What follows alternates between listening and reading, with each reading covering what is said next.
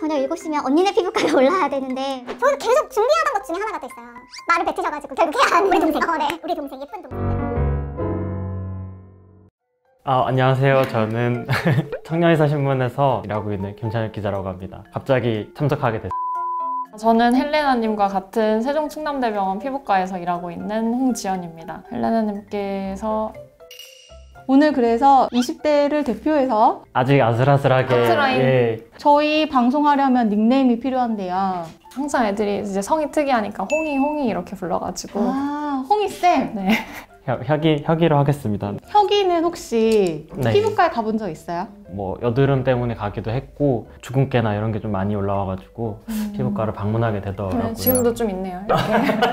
지인들 얘기를 들어보니까 또래 20, 30대 남성들도 피부과를 많이 방문한다고 하더라고요. 실제로 어떤 고민을 가지고 좀 방문하는지 궁금하더라고요. 일단 20대 남자분들 같은 경우에는 쉽게 이제 머리끝부터 발끝까지 순서대로 보면 되는데 머리 질환 같은 경우에는 두피에 지루 피부염이 굉장히 흔하게 있거든요. 각질이 많이 일어나고 두피가 붉어지고 또 이렇게 쉽게 떡지고 이렇게 하는 두피 양상을 보이게 되고 굉장히 좀 가려움증을 호소하시게 돼요. 얼굴에는 아까 혁이님이 말씀하신 것처럼 이제 여드름 이런 것들이 사실 10대 때 이제 굉장히 잦게 막 이렇게 폭발적으로 났었다가 지금까지도 여전히 좀 이어지는 분들이 많이 계시고 특히 요새는 이제 마스크를 계속 쓰니까 맞아요. 입 주변에 이렇게 여드름 나는 것 때문에 오시는 분들이 여전히 많아요. 이렇게 10대 때는 여드름이 한창 꽃을 피웠다고 하면 지금은 이제 그게 지나간 흔적들, 예를 들면 색소 침착이 남았다던가 뭐 붉은 자국이 있다던가 모공이 많이 넓어지고 움푹움푹 패인 흉터가 있는 이런 여드름 자국을 처치하기 위해서도 많이 오십니다. 몸통, 특히 앞가슴이나 등 이런 데도 이제 등드름이라고 우리가 많이 하는 여드름이 여전히 올라오고요. 그리고 이제 20대가 되면 학생 때는 이제 뭐 운동이나 이런 거 잘 못 하시다가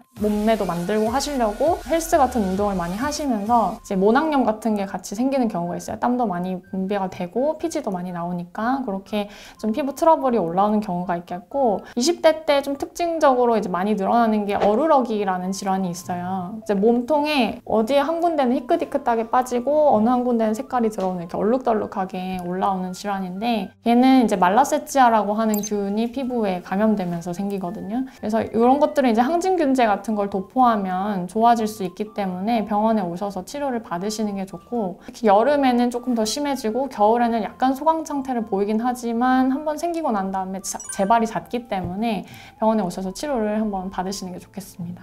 그리고 20대 때도 건선이 발생할 수 있다고 하던데. 네, 건선의 이제 가장 호발 연령을 꼽으면 이제 20대부터 이제 시작이 되는 경우가 많거든요.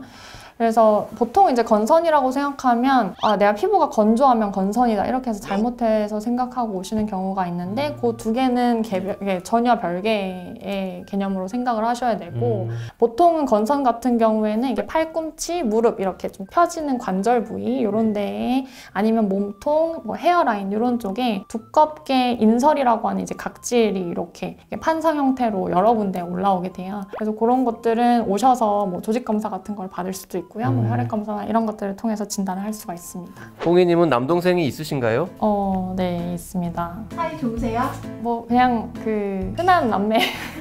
누나가 이제 피부과 전문의인데 뭐 덕보는 게 있을까요? 가끔씩 이제 레이저 같은 거 받을 때 있었고 그러면은 이제 좋아하죠. 그럴 때 저를 많이 좋아하는 것 같습니다. 찬혁은 실제로 누나 있습니까? 저는 실제로 누나는 없고요. 피부과 잘 아는 누나, 예쁜 누나 있으면 좋죠. 혁이는 진짜 나한테 친한 누나가 피부과 의사다. 네. 그럼 제일 물어보고 싶었던 게 뭐예요? 피부 건강관리 수칙들이 좀 궁금하고 운동을 하게 되면 이제 보조제나 뭐 이런 것들 건강기능식품들을 좀 많이 먹기 때문에 피부와의 연관성 이런 것도 좀 많이 궁금하더라고요. 네. 특별히 이 증상이 있으면 20, 30대지만 빨리 피부과에 가야 된다 뭐 그런 게 있을까요? 우선순위를 굳이 꼽으라고 하면 저는 건선 환자를 꼽을 것 같아요. 왜냐면 건선은 지금 치료제가 굉장히 잘 개발이 돼 있거든요. 그래서 경증서부터 중증까지 스펙트럼이 넓게 치료제가 잘 개발이 되어 있고 치료만 잘 받으면 거의 완치를 바라보는 질환이기 때문에 치료를 받았을 때 만족도도 굉장히 높고요. 반대로 건선이 있는데 내가 치료를 하지 않고 방치했다. 그렇게 하면 이제 피부 병변에만 걔는 그치는 게 아니라 관절염을 일으킨다던가 손발톱에도 침 침범을 할 수가 있고요. 헤어라인 이런 데 있을 때 뭐 탈모 같은 걸 유발을 한다든지 뭐 심혈관계 질환의 리스크를 올린다 이런 통계적인 보고들이 있어서 그 건선이 의심되는 분들은 빨리 병원에 오셔서 진단과 치료를 받으시면 좋겠어요.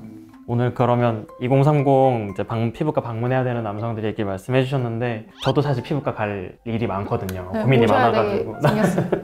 앞으로 그러면 제가 자주 방문해서 많이 고민 상담하도록 하겠습니다. 네, 그래요.